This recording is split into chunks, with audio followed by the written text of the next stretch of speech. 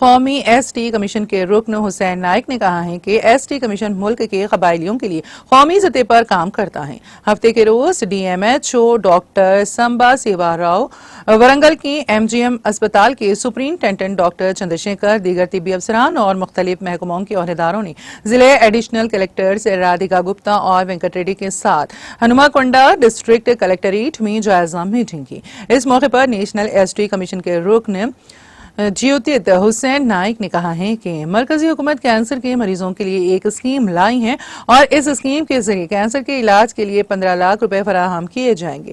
کہا جاتا ہے کہ اگر اس اسکیم کے بارے میں تشہیر کی جائے تو یہ ضرورت مندوں کے لیے بہت مفید ثابت ہوگی۔ ضلعی افسران اور طبی اہلکار عوام کی صحت پر خصوصی توجہ دیں۔ وہ ایم جی ایم اسپتال میں مریضوں کو بہتر طبی خدمات فراہم کرنا اور علاج کے لیے آنے والوں کو یقین دلانا چاہتے ہیں۔ انہوں نے کہا ہے کہ سرکاری اسپتالوں میں صفائی ستھرائی کو اولین ترجیح دی جائے۔ قبائلی ہاسٹلز میں داخلے کے لیے درخواست دینے والے طلباء کو داخلہ دیا جائے۔ انہوں نے کہا ہے کہ ضرورت پڑنے پر طلباء کے لیے نشستوں اور کمروں کی تعداد بڑھانے کے لیے اقدامات کیے جائیں۔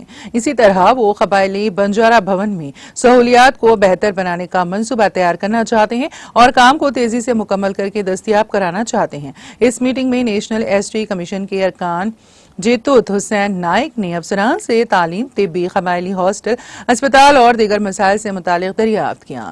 اس موقع پر ہنمکنڈا کے R D O Venkat, K M C principal doctor Mohan Das, government chest hospital incharge doctor Ravi, Parkal hospital doctor Gautam Chauhan, D T D O Prema Kala, R C V O D S Venkanna, R and B T E Raju, Hanamkonda government maternity hospital کے superintendent doctor Vijaya Lakshmi اور دیگر عہدیداروں نے شرکت کی۔